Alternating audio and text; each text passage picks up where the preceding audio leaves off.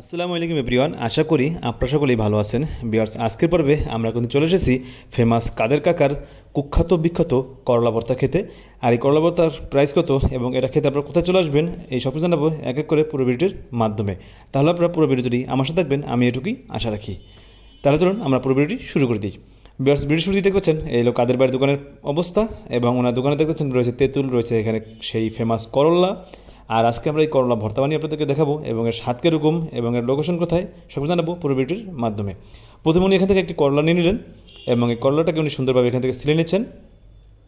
আর এই করলা সিলে দিতে আপনাদের আমি জানিয়ে দিচ্ছি, ওনার যে করলার ভর্তার প্রাইস সেটা হলো, আপনার ওনার করলা ভর্তা খেতে হলে এরকম একটা আস্ত করলার প্রাইস দুটো হবে, যার প্রাইস পড়বে 20 টাকা করে, 40 টাকা বা পার বাটি 40 টাকা, যেটা আপনার প্রথম থেকে বাটি দেখছেন অত শেষের দিকে আপনারা দেখতে পাবেন। ওনার করলা ছিল শেষ, এখন এটাকে মাঝখান থেকে সুন্দরভাবে ফালি করে নেওয়া হলো, এবং এই করলা ফালি করে এর ভিতর থেকে আস্তে আস্তে করে বিচিগুলো ফেলে দেওয়া হচ্ছে। বিচিগুলো ফেলে দেওয়ার পরে এখন উনি এটিকে সুন্দর করে কুচি কুচি করে কেটে নেবে। দেখা যাচ্ছেন যে সুন্দরভাবে কুচি কুচি করে কেটে নেওয়া শেষ। এবার উনি এগুলো দেখা যায় কী করার পরে কুচি কুচি করে কেটে নেওয়ার পরে উনি নিয়ে দিচ্ছে ওনার এই ডিশটার মধ্যে নেওয়ার পর তারপর কী করে দেখা যাক, এরপর উনি দিয়ে দিচ্ছেন মনে সম্ভবত বিট লবণ দিয়ে সুন্দর করে এটাকে মেনেজ করে রাখতেছেন। যেরকম আমরা আটা গুলিয়ে রেখে দিই যে আটাটা একটু ফুলে, কিন্তু এটা তো ফুলবে না। এটাকে এখানে রাখার মূল কারণ হলো, যেটা আমি ওনার মাধ্যমে শুনতে পেরেছি, যে এটা একটু তিতাটা কমিয়ে দেয়। তারপর নিয়ে নিলেন ধনেপাতা, এবং ধনেপাতা খুব সুন্দরভাবে কুচি কুচি করে কেটে নিচ্ছেন।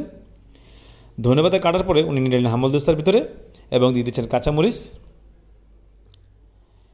তারপরে উনি একটু ছেঁচে নিচ্ছেন এই কাঁচামরিচ এবং ধনেপাতাটা। তারপরে দেখা যাচ্ছে উনি কী করেন। আর ভিডিও সামনে বলবো অবশ্যই আপনারা আমার চ্যানেলটিকে সাবস্ক্রাইব করে রাখবেন এরকম নিত্য নতুন ভিডিও পাওয়ার জন্য। এবার যেখানে বিট লবণ মাখানো যে করলাটা ছিল সেটার ভিতরে একটু পানি দিয়ে এটাকে সুন্দরভাবে ধুয়ে নিচ্ছে। সুন্দরভাবে ধুয়ে নিয়ে পানিটাকে সেকে ফেলে দিল। তারপর আবার একটু পানি দিয়ে ধুয়ে নিতে হবে, সেটা উনি আবার করে নিলেন। আসলে ওনার এই করলা মাখানোর বানানোর স্টাইলটা কিন্তু আমরা যেমন কলা ভর্তা খাই, যেমন আমরা মুসি ভর্তা খাই, এই বিভিন্ন ধরনের ওইরকমই একটি ধাপে এগুলো বানানো হয়, কিন্তু ওনার এটা খেতে কিন্তু খুবই সুস্বাদু, যেটা আমি অলরেডি এখানকার এলাকার মানুষের মাধ্যমে বা ওনার মাধ্যমে শুনতে পেয়েছি। এবং দিয়ে দিচ্ছেন এই করলার ভিতরে তেঁতুল তারপরে একটু সুন্দরভাবে আবার ছেঁচে নেওয়া হচ্ছে হামল দিস্তার মাধ্যমে। তারপর দেখেন উনি এতে আরও কী অ্যাড করেন। ভিউয়ার্স, উনি আরও কিছু অ্যাড করতে করতে আমি আপনাদের দেখে দিচ্ছি। এই যে দেখতেছেন উনি কিন্তু এখানে মরিচের গুঁড়া, যেটা শুকনো মরিচের গুঁড়া, তারপর দিয়ে দিল ওনার স্পেশাল মশলা, তারপরে এটা সম্ভবত চিনি দিয়ে দিল, তারপরে দিয়ে দিল বিট লবণ, যেটা আপনারা প্রথমেই দেখেছিলেন। এবার দিয়ে দেবে সম্ভবত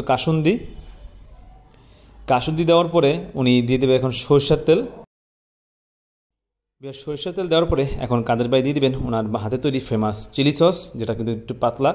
আর এভাবেই আমাদের কিন্তু তৈরি হয়ে গেলো সেই ফেমাস কুখ্যাত বিখ্যাত কাদের ভাইয়ের করলা ভর্তা, যেটা খেতে কিন্তু কলা ভর্তার মতোই। আর আপনাদের বলবো অবশ্যই এই করলা ভর্তা খেতে চলে আসতে হবে খুলনার শিববাড়িতে।